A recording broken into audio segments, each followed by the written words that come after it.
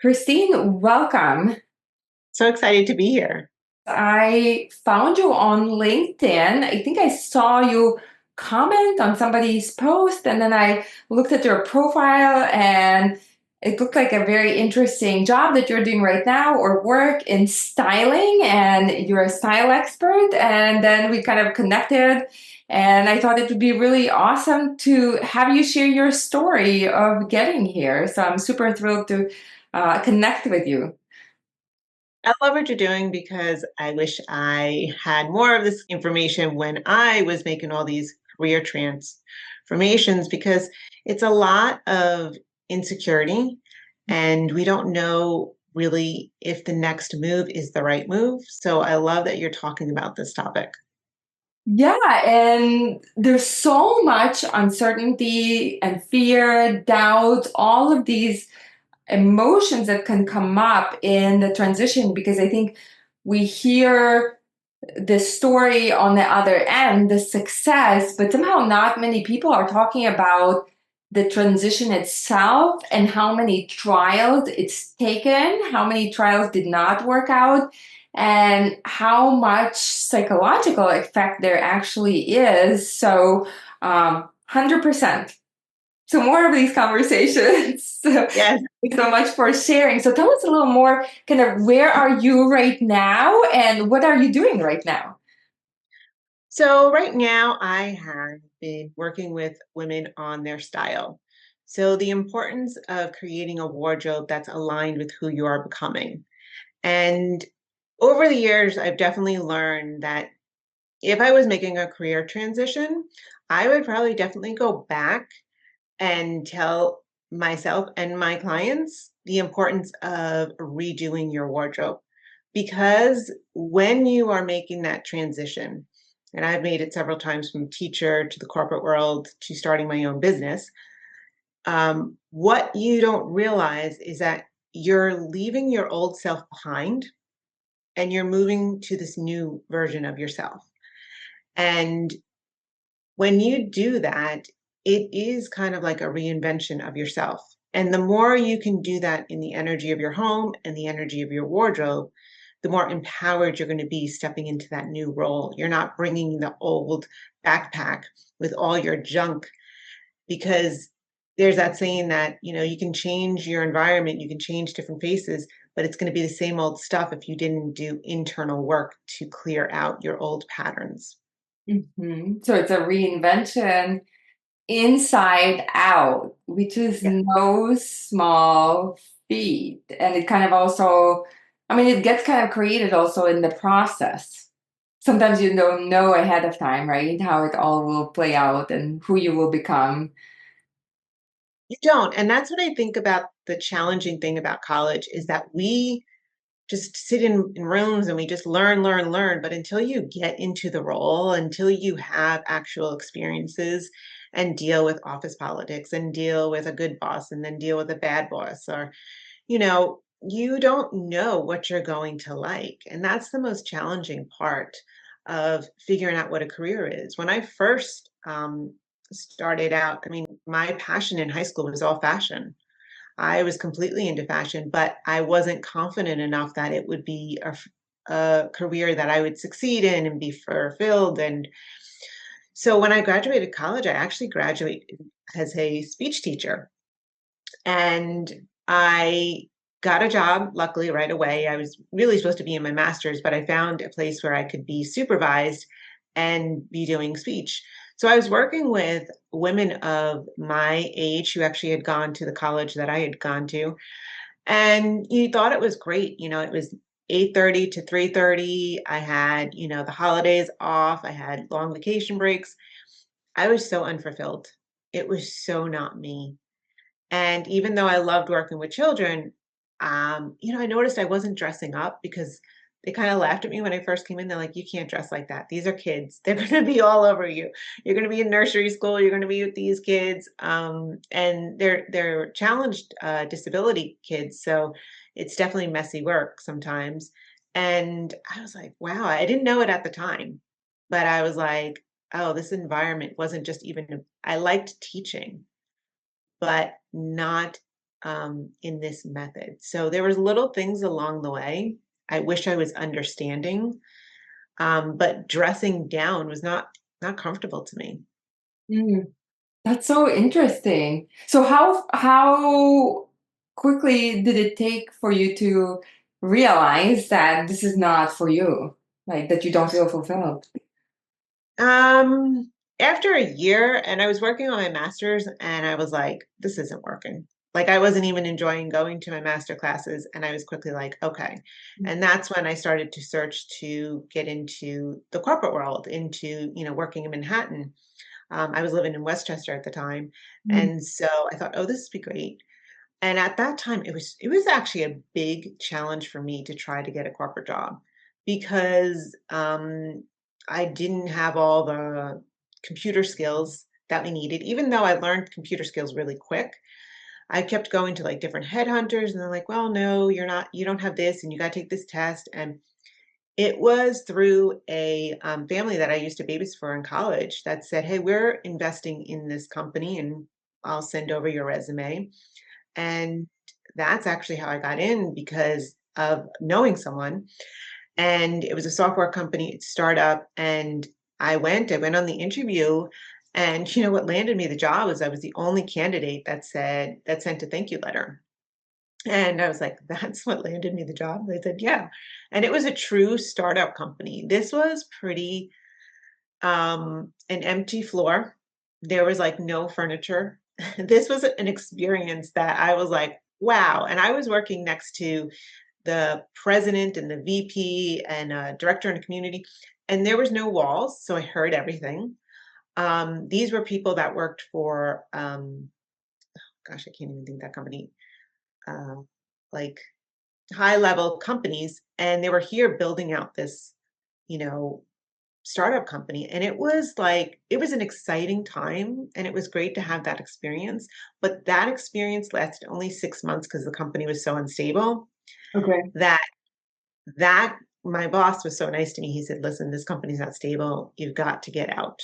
And I said, oh, okay. And that's when I landed in another job, which was a software company in Midtown. And I worked in the technical department with technical writers. I didn't love it, but I was just like happy to have a job and it was good pay. But what it gave me was stability and it gave me something I didn't really know was I was in Manhattan and at that time I used to get this newsletter that would tell me all the events that were happening in the city. And I was just like, I'm going to go to all these events. I'm going to meet career people. I'm going to meet coaches. I'm going to talk to people. And in Manhattan, it was way easier right after work. Like when you're at home in the suburbs, like here where I was living in Westchester, it was like if you wanted to go back out again, it was such a pain. But in Manhattan, I just walked out of my office and I could go to 10, 15 events a week and meet people and talk to them and find out things or go to an event before. And that was the biggest blessing to be at that job because it allowed me stability, it gave me income, but it allowed me to explore the city and other options. Wow, that's so cool. What gave you the idea to go to the events? Was it on your mind that you want something more? Yeah, I was just convinced. I was like, I need to figure out what I'm going to love. I'm not going to sit here and be unhappy. But if I could go back to my younger self and have a different conversation, was I needed to know. I was trying to find someone who could help me find what was the right questions to be asking myself because I couldn't figure out my strengths. I couldn't figure out how to apply them. And if I look back now and I was going to meet my younger self, I would be having a different conversation. Oh, I love it. Okay, we have to come back to it. But I love your determination so early on because many times it's so easy to go kind of with the flow, with the routine. Okay, you have the stable job, right? The day to day. And many people like might go down 10, 15, 20 years before they get to that. I need to figure out something else because, now it's gotten bad. The unfulfillment, the stress, the anxiety. toll on their body, whatever, they feel drained. But you had that determination, kind of that spirit that you want to figure it out early on. Did. So, I just kept looking. And I remember at one point, I actually met a woman. I took a workshop called How to Start Your Own 9 to 5, no, How to Get Out of the 9 to 5. And it was a little online, actually on the phone at the time. And the gentleman was running it and he was talking about how he started, his own business and became an entrepreneur. And then I took this workshop, but I didn't know what I wanted to teach. I didn't know what I wanted to start the business on. So that was still a barrier for me. And he said, "Hey, there's a woman who always puts these events on. Why don't you go to her workshops?" And she was a stylist. And at that time, I was very into the show, What Not to Wear. And so I was like, "Oh, this is great." So I went to the workshop. It was fabulous. But I actually ended up hiring her because I was like, and I didn't realize it at the time, but I was hoping that she was going to give me that transformation, that answer to what I wanted to do. Now, I did not at that moment know that it was going to be styling. So it was a little, I think I was interested at the moment, but I still wasn't secure that I could do it. And I could actually go to FIT and get a certificate program because, Is it like, let's acronyms? Let's spell the acronyms. oh, Fashion Institute of Technology. Okay, perfect. And so, I had her come to my home. She did my closet edit. Then we went into the city. We went shopping. And it was the best thing ever to have somebody kind of just tweak my wardrobe, How tweak fun. little things that I wasn't, sure of, what I didn't know.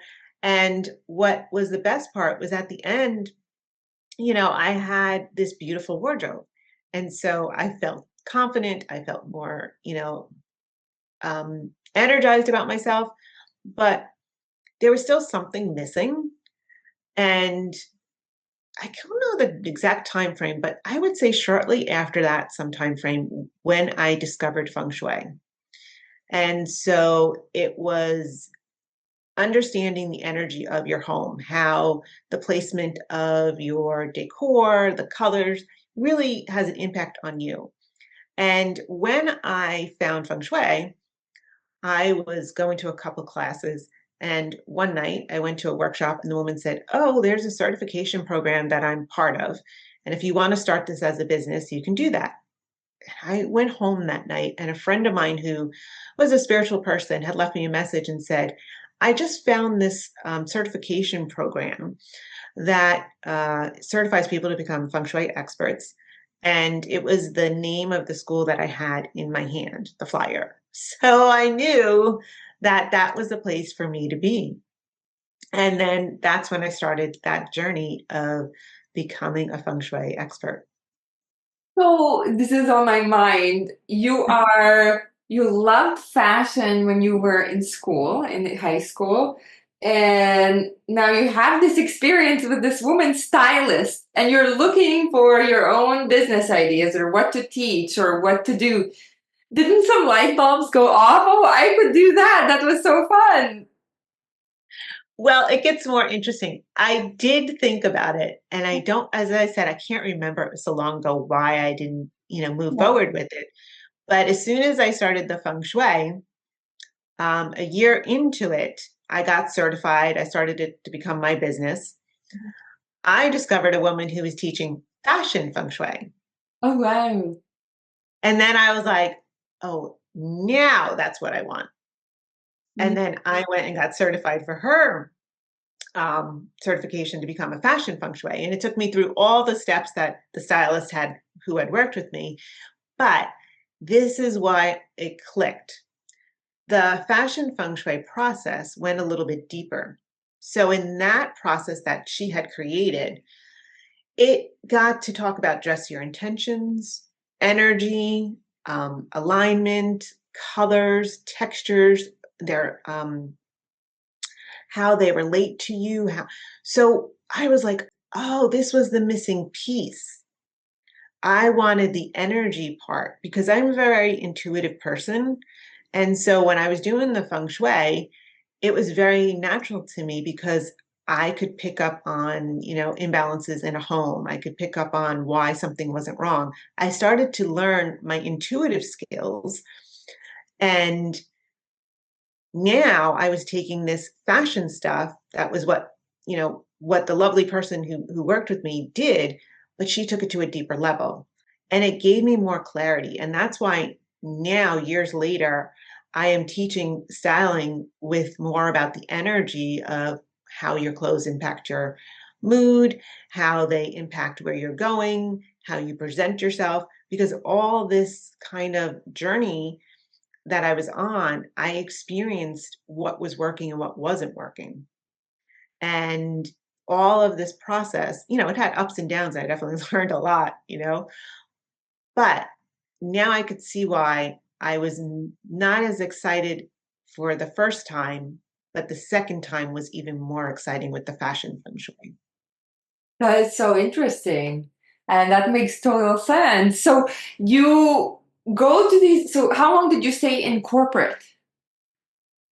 I was in corporate for about 6 years. Okay, so you're going to these events, kind of, you're very curious, Yeah. you're exploring the opportunities, and then did you start the feng shui business, like, and then leave corporate, or kind of how long and kind of what was the path to actually connect to all the way to that feng shui fashion and styling business and kind of really niche down on that or zero in, because I think it's so important to talk about these beta tests and trials, because somehow when you're in corporate, right, and you really want to find that thing, and sometimes we have this desire to find it at a one go, but many times it doesn't work like that in life. So that's why I think it's so cool to kind of tease a little bit apart of how you actually went to feng shui and then found even a more niche, like how to combine styling and feng shui. So when I was working in the job, I was really having some challenges with my overall manager. So I wasn't really happy there. And there was some kind of points where I kind of discovered some things and realized I would probably say, I know we shouldn't regret, but I would have waited a little bit longer because I kind of got a little frustrated with her treatment of me. So I jumped the gun and said, I'm just leaving. I'm going to start this business. I didn't finish my certification. I kind of wish I would have waited a couple more months, but this is where I would say to anybody who's leaving a job, the lessons that I learned was clean up whatever's going on at that current position. And what I learned, it's not about the other person, it's about me and my beliefs. So when you're at a job that you're not happy, you start to create a story. And that story really isn't true. It's just a belief that we take on from somebody else telling us, maybe you're not good at this, or maybe you're not, good at that. And then we build a story that creates more and more problems. If you leave with that story and then drag it in and keep talking about it, it just follows you. So it's almost like you have to do a clearing of your mind and reset yourself where you are. So it's not about telling your boss off. It's not about telling your coworkers off. It's about you going saying, what is being reflected back to me? Like, what are these people reflecting back to me? And it's probably insecurities. And so you have to dig deep inside to say, what beliefs do I have? Am I telling myself that this is what's being fed back to me? I wish I would have understood that, because if you go to start your own business, you still got problems. Like, there's still challenges to overcome. Mhm. And so you don't walk out the door and make money that, a lot of people on the internet make it sound. You don't just get clients right away.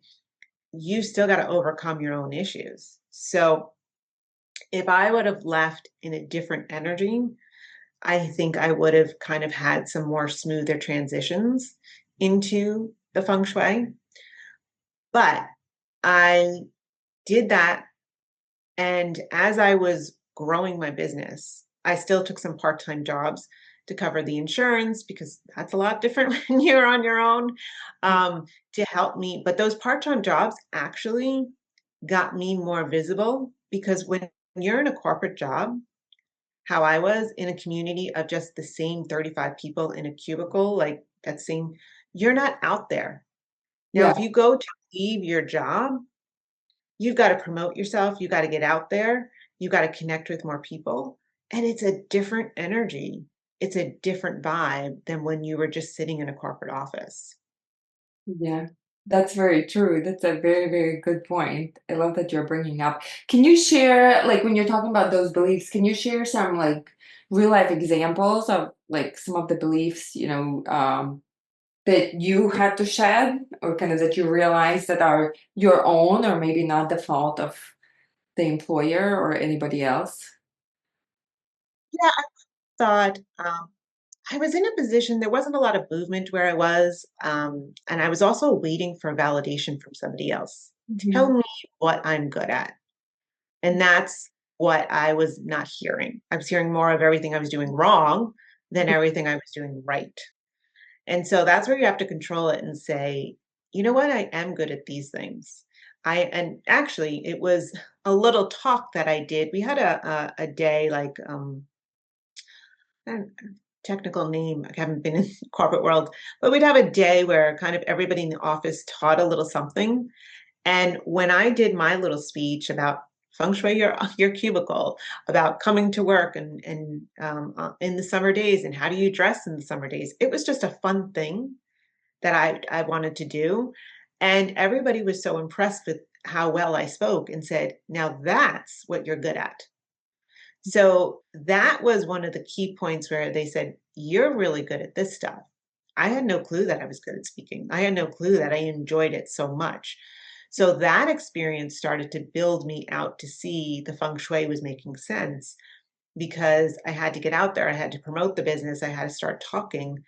Um, and that was where I started to realize there was a part of me, but I think the biggest part of me was I still allowed somebody else to tell me what I was good at. And I think that's the biggest change that you have to make in your life. You don't need anyone to tell you what you're good at. You have to say to yourself, what do I enjoy most? Why do I like it? And then go find those people who do what you like to do and figure out how do you make that successful. Was you speaking, a thing that also comes from our school system, right? The way that it's so kind of passive and not really encouraging this uh, more proactive kind of self-analysis, this entrepreneurial way essentially of being, or kind of more proactive way of being from middle school and high school. So many of us find ourselves even in our 20s, 30s, 40s, just kind of having these ahas at the next level, Most of the time that I've had reviews, it's usually someone's judgment. They give you a couple of things that they want you to improve on, and then you don't hear about it again. And I have met people and mentors and teachers who have coached people when they are, have a team that isn't succeeding at those levels. I didn't find many of those people in my path. I wish I had. I really wish I had found a good mentor that showed me, not just wrote up a bunch of things and said, you're not good at this, you're not good at this, do this, and then leave. Because it didn't do anything for me. And so I hear great stories of these people who had mentors who really helped them get that goal and show them how to do it. And that is something that I would have gone back and looked at in my career and said, I need to be in a company with people who can really mentor me on understanding like you have to take self assessments. You have to see, okay, this didn't work, but I didn't fail. I just need to get stronger at this. I need to change my belief system at that. That's the most important part because if you get that right, then every time you make a transition, you know how to improve yourself and get better and better at it. I love what you're bringing up because essentially it is to keep going because I've worked in talent acquisition in corporations for 15 years. Most people don't have these amazing leaders. So most people don't have great leaders that they can emulate or who mentor them. And I think this is why also these conversations, like with people like with yourself, is a mentorship, because it is so key to learn kind of to see a different view at looking at things, and when things don't work out, understanding that that is like so much of this process to keep going. Because I think it's so easy to be like, oh, like for example, for you, if you went to corporate and that didn't work out right after trying speech therapy, it can kind of get our spirit down. We can try a couple of times and then everybody will start to say, well, what are you doing? Like, what else are you going to try? Or like, now you're not serious. There can be so many inputs, and it takes so much courage to keep going and keep kind of exploring until you find that sweet spot, until you find that kind of where you got to that, ta-da, this is how it's all coming together. The 90-day year with Todd Herman. And I loved his philosophy was that every 90 days you were setting new goals and you were measuring, what you wanted to achieve. And if I would have went back and had those 90-day goals, I think I would have moved much faster and had a more rewarding experience that would have helped me to stay in a more positive mindset to see, oh my God, I am good at this. I've just got to work on this a little differently. I am good at this. This gave me growth. You don't always know how much you learn until you leave a job.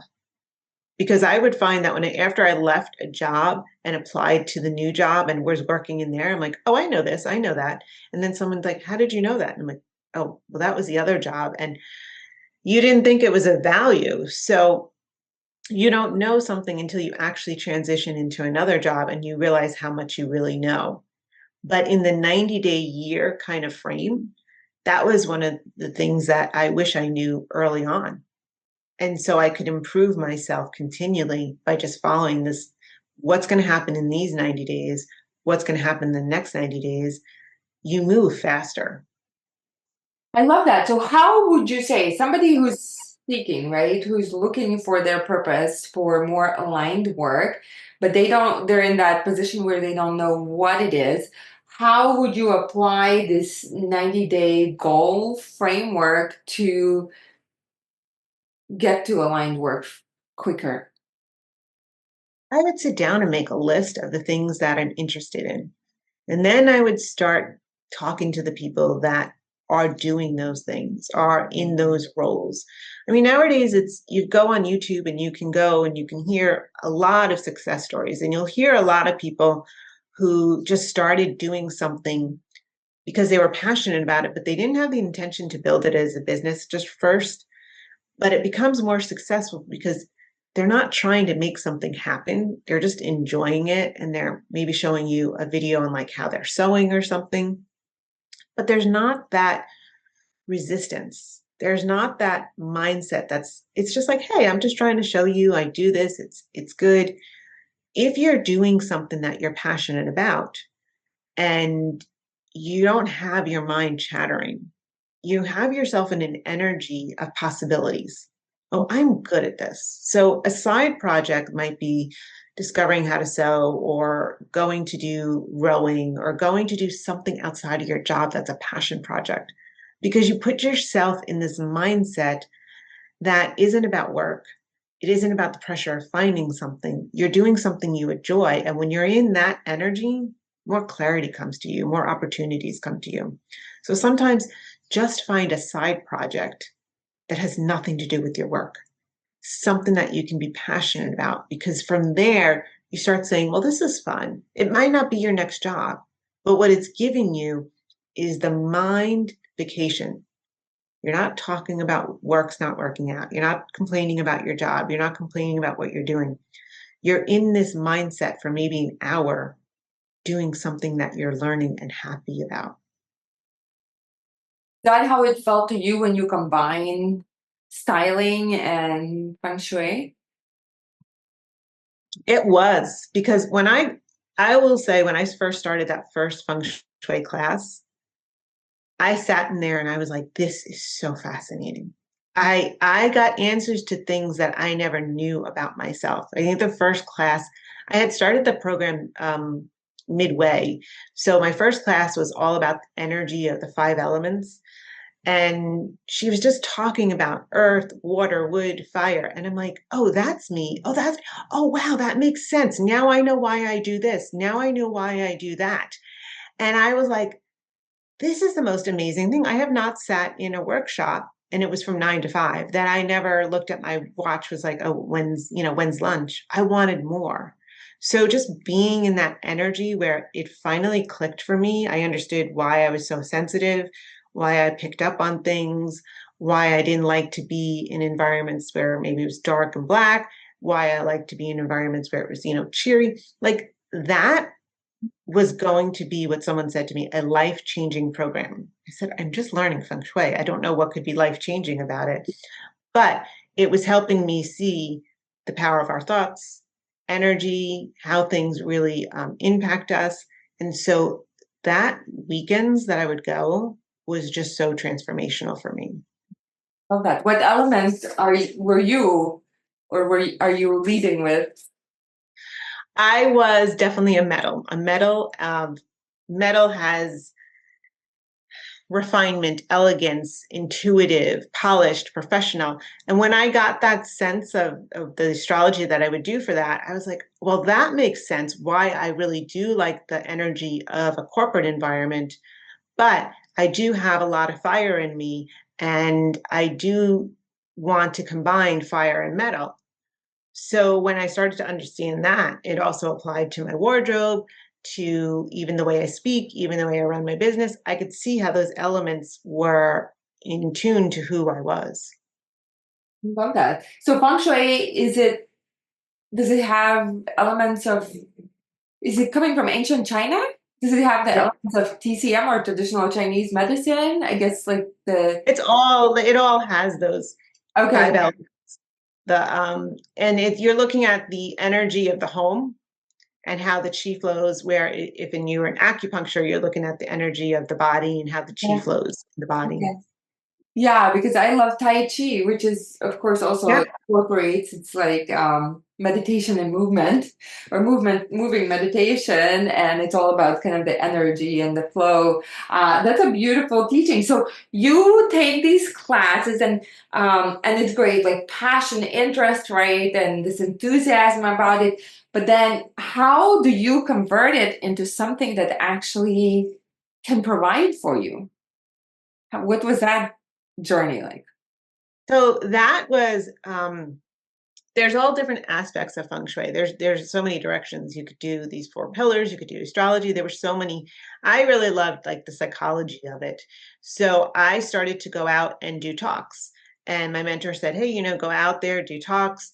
So that's what I did. I just started to get out there. And as I mentioned, I was, all of a sudden having to be very visible. This is why I talk about this with my clients now. I said, I went from a job that was, even though it was New York City, I would just go into a cubicle at 9 o'clock and leave at 5 and, maybe, hang out in the city and stuff. But otherwise, that whole time, I was just used to the same people. Now I had to go out and promote myself. So I had to start networking. So I found a group here in Connecticut and Westchester, and I started going to networking groups. I had my very first talk at a little spiritual store in Tarrytown, New York. And I actually got a client from that who wasn't able to make the event, but called and said, can you give me the woman's number? Because I really want to hire her.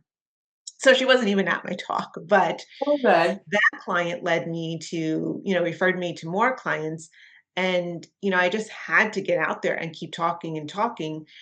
But it was a different, and I didn't even realize it at the time because I was just so young and just so excited. But this is why I think nowadays I talk so much about visibility and style, because for many of us, we got to get on camera just like we're on now. You've got to be in more stages, you've got to be visible, and you've got to be taking pictures. And if you don't realize the kind of culture shock to doing that, if you've always been in the same cubicle or box, that it's a whole new world. And, I figured it out all on my own. But if I look back at it now, I would have given myself some different, instructions and plans and had a little more structure to it. I was probably what you would say water all over the place, but it was working out. So Yeah. the speaking gigs were coming by referrals, the clients were coming by referrals, but every time I was out, I was having fun. That's amazing. Did you always like presenting or like what, even before feng shui, did you like talking like to groups of people? Were you good at it? I didn't really do it except in my office that one time, but otherwise, I think that's why I went into the speech pathology because I liked the idea of helping people and teaching, but it wasn't the topic that I was excited to learn about. But the teaching aspect was there. The corporate world was showing me, yes, I have this corporate sense and that energy of New York City. I had that in me, but it wasn't in a documentation software company. So when I look back at it, I think I would tell anybody look back at your career, and there are reasons why you are in the job you are in because there's something about it. It's just not the topic or the subject of it is just not exciting you. Because if you figure out what you like about that current job, Mhm. and you just got to realize that it's probably just not the topic. It's probably just, and sometimes we're in environments where people around us kind of make us shrink, um, make us feel like we're not good at it. And in reality, we are good at it. We're just comparing ourselves with very judgmental people who are being harsh to ourselves. Mhm. So I think there's a lot of conversations to have about maybe I really do like this work if it was just a different environment and a different topic and different people. I love that because you're making me think. I think I can relate to what you're saying that similarly, what I do like about the corporate is the polish, the sophistication, um, professionalism, the level of stimulation in a way. There are, I can totally relate to what you said earlier. So I think you already kind of weaved some of these things in that you started talking about. Kind of, if you could go back, as you were saying, that you would have loved some more advice, during the time where you were seeking. Is there anything else that would have helped you, the advice you would have given yourself at that point of time? Most important part is let everybody else off the hook. Um, it's not your boss. It's in trust me, I've had some bad bosses. Your coworkers, you gotta just say to yourself, what is being reflected back to me and just go in and change yourself. Because if you spend all your time trying to get other coworkers go to happy hour and talk about, how the office isn't working out and this, person's not doing this and why isn't this person doing this, you waste all your energy and you just deplete yourself. And you're going to repeat that over and over. If you go home and you say, I've just got to take care of myself and give yourself, hey, go on vacation, go take yourself to some retreat, like go to a Dr. Joe dispenser's like, healing weekend or something. Because when you get away from your environment, you are going to gain clarity on, what's not working, what is working, but you change yourself. And I know that when I started to do the feng shui classes, it was harder and harder to go back to work because I started to learn more and more about the mindset, energy, but I wish somebody would have helped me understand, go back to work and heal in that place. Because if you leave a job because you have thrived and been successful, that's a different energy. And instead of being like, you had to fight with your boss, I'm quitting. It's there's two different energies. And so what's going to happen when you leave will either start repeating itself or you'll succeed depending on how you shifted the energy you were frustrated with. Yeah, I mean, what you're talking about is essentially taking back power and energy, and refocusing on yourself. And some of these learnings obviously come with time. It's not like a one-time realization, and we integrate things, over time at a deeper level. But let's say somebody is at a point where they are not at the job and they really desire, right, to make something, to really go into that direction of their purpose, and they don't want to go back anymore to corporate, or whatever are the circumstances. There are a lot of people also who've been laid off in the last 2 years from white collar jobs, and essentially they have to reinvent themselves. Now, on your journey to becoming an entrepreneur, how long do you think is a realistic time frame for somebody to make a transition where they can expect that, okay, they can provide for themselves after leaving corporate? And I think it really depends on the type of business that you have. If you have a product based business, you have to figure out how much margin you need to create a profit for you to sustain it, which is a little bit challenging. If you have a service-based business, you don't have to worry so much on, having supplies, having inventory, all of those components. So I would say is make a mission that in 90 days, how many more people can you work with? How many people can you work with? And you need to assess that. Do you like what you're doing with them? Do you like the work that you're having with them? Is it fulfilling? Is it bringing in income? Are you consistent with it? Because the problem with entrepreneurship is that it could be so inconsistent. And so you have to know your seasons that are going to be really, really high. And then you have to know how to manage that when it gets really low. And so you won't know that until you actually just get started. You got to get the clients out there. When I first started the feng shui, before I got certified, I had to do 9 consultations that were for free. So I had the experience of going out and working with 9 clients before I even started my, actual business. But that gave me the opportunity to see what my ideal client was to see, what part of the feng shui I really liked.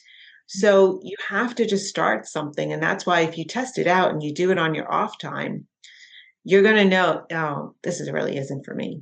This is for me. But you have to give that, as I always go back to that 90-day time frame, and have a goal. I'll work with 20 people in the next 90 days to determine if this is something I truly do like. Yeah. So A lot of people start one business and then it's not the same 3 years later. Yeah, like it evolves. And I mean, I think we have to normalize beta testing your career, because many successful companies, how many uh, products or ideas for entrepreneurs, there are many more that failed than the ones that we see. And then we put this pressure on ourselves that we have to know with the first iteration. And if it doesn't succeed, then we're a failure and we have to give up, right? Because the mind wants to give up. It's like, see, you're not cut out for this. Just go back.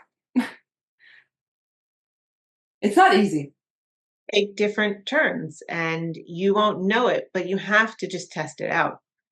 Test it out. 3 people, call up friends, call up this, have a small, a fee, like maybe $50 or $70, but because then they'll honor it a little bit more. I will say that if you do things for free with friends or family, they don't really respect it the same way. So when you're testing out things, get legitimate people. And, if it's $75, that's fine. You've exchanged energy, because in feng shui, we talk about that. The exchange of money is energy. But you have somebody that's serious and committed to maybe an hour or 2 sessions that you're giving them. So in the beginning, essentially, you're learning, you're going for the certification, and then you're also starting to put yourself out there, talking, I guess, educating, promoting, and giving like information sessions anywhere you can find about, sounds like feng shui. When do you realize that this is a viable business for you? Well, I mean, my mentor had created it as a business, and every teacher that came in had successful businesses, whether they were doing whatever variation. There was a teacher who taught about four pillars astrology. There was a teacher who taught about energy clearing. So all the teachers that had come in there, one was an architect who worked with many, name brand stores and everything, but he was using feng shui in there. So everybody I had seen were very polished professionals who were using these tools to their business.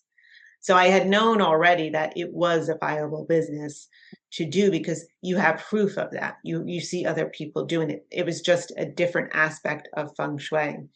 So I would say that whatever it is, you have to find people who are doing it and, ask them, what did I do to get started? What did you do to grow the business?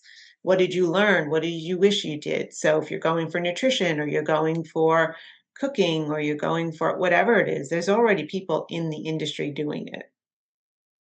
Yeah, definitely. And it's kind of good or bad because sometimes you get all these examples, and then it's like, what's for me, right? What's the right thing for me? And how, so did you start out with feng shui for homes, or when you're learning about all these applications, right, of feng shui, how did you combine the styling and feng shui?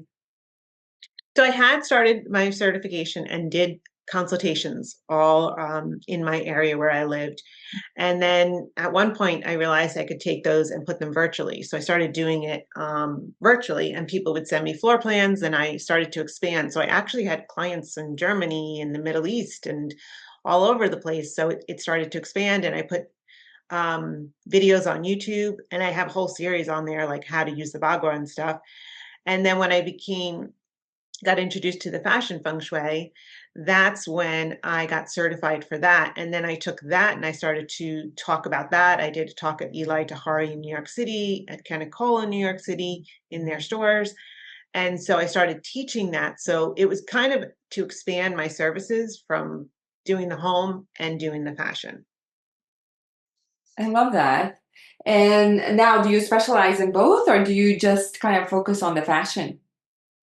I only focus on the fashion now. I mean, I naturally will talk about the energy, especially when I'm talking to people who are speakers. I'll talk about the energy of a room, how to look at it, because when you're getting dressed to be speaking and presenting yourself, you want to make sure that you're not matching the curtain behind you. And so if the curtain behind you is black, you're not wearing black because you're going to blend in. If it's a high, bright room with lots of windows, that's a very yang energy. So you want to take your clothes down a little bit to have a little more darker tones to balance out the brightness. So I naturally start talking about the energy of a space, or I bring that into my work all the time. I talk about the closet and the importance of it being in the home.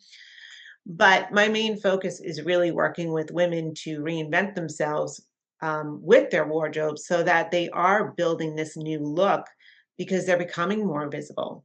And that transition of being in more visible roles is very scary as we have to be on camera more. We need pictures for our social media. And I want to help women have those wardrobes that make them feel confident enough that they're not hiding from the camera or those pictures, and that's slowing down their business growth. I love that. So tell us a little more about the energy behind our style or clothes. So, if you think about everything you put on, it has an energy. So, you put on your pajamas, what are you going to do? You're going to go to bed, right? You put on your yoga pants, you're working out. You're putting on your work clothes, they have an energy that gets you, oh, I've got to go to work. And then sometimes you come home and you take off those clothes and now you're in your lounging clothes. So, we're doing it all day long. We're putting on different outfits and looks depending on where we're going. And so when we're stepping into our leadership roles, we're stepping into a new role where we're becoming more visible in the face of a brand, the face of a company. We want to be having clothes that really honor our body shape and that make us feel good, that make us feel confident. So some women are going to love flats. Some women are going to love heels. Some women love dresses. Some women love the boho chic style. Some people need their structure, so they really want refinement and elegant. And brands, if you look at brands, Every brand has those energies. We just don't talk about it that way. So you go to like J. Crew and it feels like it's a preppy store, but there's some other components to that preppiness. There's a little bit of edge sometimes, there's a little bit of sexiness, but it's in a different way than you look at a brand like Love Shack Fancy or Rami Brooke or Veronica Beard or Aritzia. There's just looking at all those brands. If you know the energy of how you want to feel, then you're going to know the right store that you want to shop at. So let's say somebody, who's listening, like, um, I'm just thinking, she wants to feel more energized, more joyful, more happy. What would be your advice? What can she do with her clothes or wardrobe to bring in more of that energy instead of the Groundhog Day overwhelm and kind of the long to do and like heaviness energy? I call it the playful energy. And when you're burnt out, bringing in playfulness in your wardrobe can be through colors. So, there's beautiful colors in the stores right now. There's lavender, there's pinks, there's reds, there's purples, there's greens, but every color scheme has a different kind of energy to it. So, it's going to be what resonates with you. But there's playfulness in the patterns on your clothes. In like you have ruffles on right now, that has a nice kind of softening touch, right? The ruffles on your blouse kind of make it like this soft playfulness. When we were little girls, ruffle dresses were a big thing, right? So there's things to look at. There is playful shoes. So a lot of women are very into their shoes. Some women will spend a lot more money on their shoes than their clothes. They'll shop at Zara, but they'll go spend $800 on their shoes and they'll get the most really cool shoes. They'll get a pattern shoe, they get a leopard shoe, they'll get an animal print. And that will be more fire energy and that would be more playfulness. Like your glasses, they have a more fun energy to them. They're like a cat eye. So that little fun energy in your glasses, women will wear red glasses, green glasses, have fun with accessories. That's the easiest way. And I see most women have a lot more accessories than they wear. And so go into your closets, pull out all those accessories. You have that leopard belt, you have those fun earrings, you have those fun shoes. Pull them out because I know they're already sitting in the closets. And what I've been really into is seeing these now videos on Instagram of women doing the color palettes, like the spring, the fall, because what you're saying, there are the colors and you can play with it, but what really makes you pop, right, actually makes you glow and shine versus what is overtaking and you kind of look more grayish and disappear in the background because you can get the bright color, but it might not be your color. You wear black. I wear black all the time, because it's easy. It doesn't stain. It's practical, right? When you cook, you don't see the stain. So, but how do you find that something that actually will bring you forward versus the clothes will come forward? Because a lot of times you have to really try on that. A lot of women will say to me, "Oh, I had my colors done a million years ago," and I'm like, "Right, but your hair coloring has changed, our skin tone changes." But if you go to a store, grab a couple colors and try it on because once you try it on, then you're going to see what brightens you up. And it's very obvious because some people might say, "Well, I'm a fall girl or I'm a winter girl." But you have to, and those are great tools. Again, everything is just a tool, but until you actually go put these fabrics on, you'll never know because sometimes it's the fabric, it's the saturation of the color, if it's shiny or matte. And until you actually put it on, then you'll see how it shows up. So the color that you have on, it looks wonderful on you because it is in alignment with your color schemes, right? But it has a nice soft tone to it.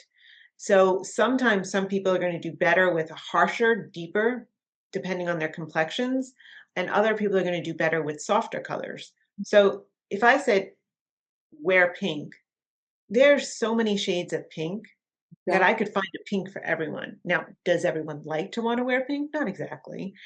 But I could find a shade of pink that would match every person who, was in that room if I had 8 people. So it's about experimenting. If you ever go to a store and sometimes the salesperson gives you one more item and you're like, well, I didn't, she's like, just try it on.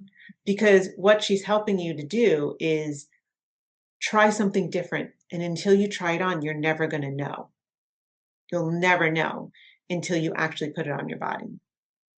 Yeah, I love that. I was talking, first of all, with one of my girlfriends, and she was saying, I'm originally from Eastern Europe, so I didn't go to high school here, but she went to high school here, and she said that she had color analysis done. I'm like, oh my God, that's so cool. I never had that, in school.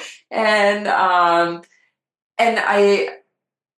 and now, like, I look at my like, and things change, like you're saying, and sometimes I love that kind of advice of going and trying something. We kind of get all in our routine, or we get set in our ways of what we think is good or we like or don't like. But like you said, that there is a shade of pink, there is a shade of yellow, there's a shade of green, there's a shade of blue that you have probably never tried or never thought that would look good on you, but it would like bring out so much like radiance and beauty and actually would complement you. And do you find like a lot of women that go into their closet, they have closet full of clothes but nothing to wear?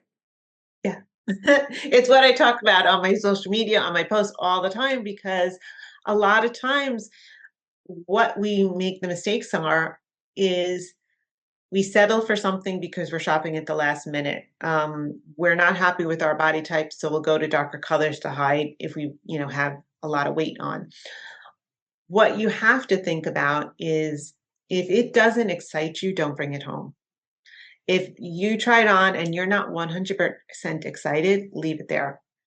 If it doesn't fit well, I'm going to lose 5 pounds by next week. It's not happening. I'm not saying that you can't do that, but majority of women, are just wanting to lose that weight, but that stubborn 5 pounds isn't going to happen. So get things altered. Go up a size, find a good tailor. I know it's annoying to pay the extra $45, $50, but if you do, then you have a piece that you're wearing all the time. If you bring home pieces that work and create multiple outfits, then you're wearing it all the time. Because majority of people only wear 20% of their wardrobe. So that 80% is wasted time. It drains you every morning because you just get frustrated, you can't find anything. So if you change your patterns, the goal is to have a closet full of 100% of things you love and wear every day. So you have the outfit for speaking, you have the outfit to go to in-person clients, you have that outfit for your interview. I had a client who I did a style audit with, and in this style audit, we were talking about how she had lost weight. We were talking about her current job that she had, where she wanted it into a bigger role, but it wasn't happening. But her biggest struggle was it was a very casual environment. But she was there to build out another part of the business and to grow that into $1 million business. So when she said to me, well, I don't know, I feel like I shouldn't dress like, everyone's so casual.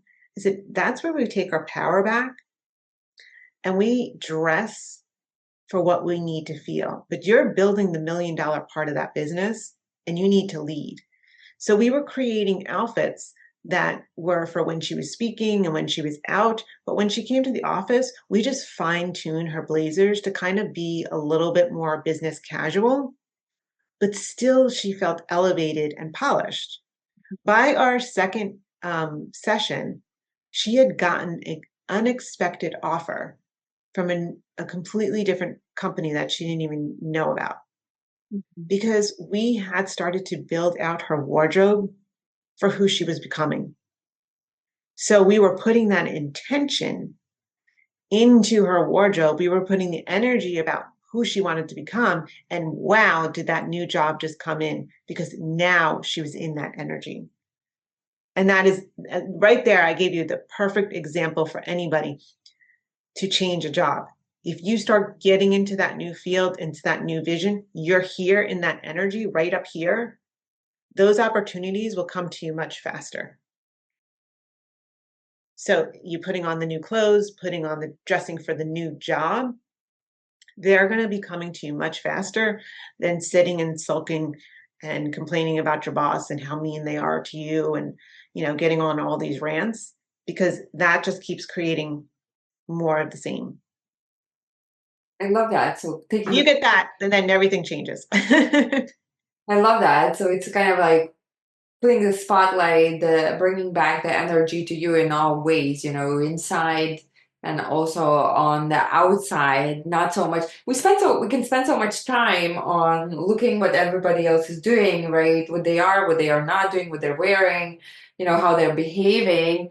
But at the end of the day, it's all a waste, and we can get, even with a 90-day plan or whatever we're doing, whatever we want to build or chase, so much faster if we bring back the focus.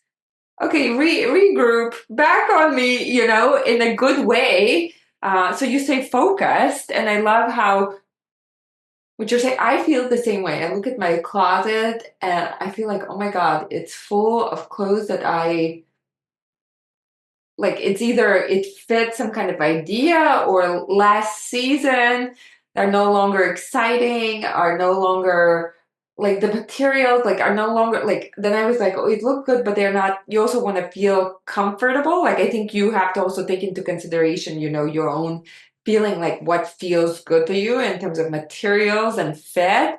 And I love how working with somebody like you can really save you a lot of money. You don't go home with like 80% of clothes that you won't end up wearing. Like, there's kind of that check, extra check. I used to say this with the feng shui. Sometimes people would come to me, and I help people who were facing foreclosure sell their house within, 90 days. I help people get jobs that they didn't know existed. I helped a lot of different s- situations. And I always thought to myself, well, what is it? And after all this time and all these clients, I said to myself, I get it.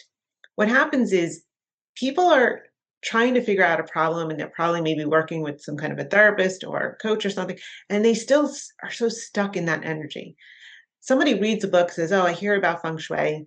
I heard it was successful. They're excited. They have no resistance or judgment around it. So they come to me, and I'm hearing not a bunch of backstory. I just hear what they want. And I'm not with them long enough, but I give them some suggestions because I'm in the house and I'm making these quick clarity, components. And then I give them this thing, and boom, it changes, because I wasn't stuck in their old, all their constant, oh, this didn't work.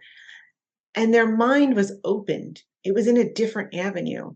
So when I saw clients see really faster results, I just realized, oh, sometimes going to things like astrology or this, you get quicker answers because you're excited about it and your resistance is down. So you're in that opportunity where you've been asking the universe, give me, give me, give me, but you've been with a guarded up. But you go do something unexpected like astrology or feng shui or fashion feng shui or styling, you're in a different energy. You're not thinking about the problem anymore. So then, woof, what you've been asking for just comes to you faster than you know. Yeah, it's almost like you pull them more into their vision, into kind Yeah. of the excitement and possibility of, and the play of the future. Yes. Okay. Is there anything I didn't ask that you'd like to share, Christine? And also, how can people find you, connect with you, and follow you? Well, thank you so much, because this was amazing. And I loved having these conversations. I would just say it's, you can't be hard on yourself. It's not a mistake, and there was nothing wrong with you if you're in a job that isn't rewarding and it's not fulfilling. If you're hard on yourself, you're not going to get out. You're not going to change. You'll get a new job, but it will still have the same problems. And I can't stress that if you just go in and do the internal work, it's where you're going to make that transformation. So this is why it's so joyful for me when I style a client, that I'm hearing the vision of who she's becoming, because as I'm working with her, I'm building out this new look of the person that she's becoming. And after all my experiences with job changes and the feng shui and fashion feng shui, I have seen the power of a new wardrobe and the impact it can have when you wake up in the morning and you open the doors to something where you're like, I know who I am. So I don't have decision fatigue every morning on what to wear because I know who I am right now. So when I work with my clients, I love that deeper aspect of helping them see the new version of themselves. And I do this virtually or in person. I'm in Connecticut and New York, but I can work with anybody virtually. And if you're ready about really developing that new version of yourself, I have a style audit that you can get started with. It's just a 90-minute session that starts breaking down who you want to become, who you want to be in the next 90 days, and will sharpen up your wardrobe and get the right things in there because you are now seeing the new version of yourself. And it's a powerful transformation. That's the perfect starting point. So if that's something that you're interested in, I know you're going to put, I sent you the links to put on here, just send me a note of what you would like to start working on, and we can schedule a time to work together. But if you make that internal change, everything on the outside is going to move much faster. I love that because I know the feeling, and I'm sure many women will be able to relate. It's like when you put on something that you're excited about, like you just feel so much better, right? Your energy, like enthusiasm, the happiness level, you just like there's like magic, Yeah. like is that change, like yeah, it's just like really, really awesome energy. So, thank you so much, Christine, for being here. And I'll definitely check out all the links in the show notes to follow and connect with Christine. And thank you so much for being here. Thank you for having me.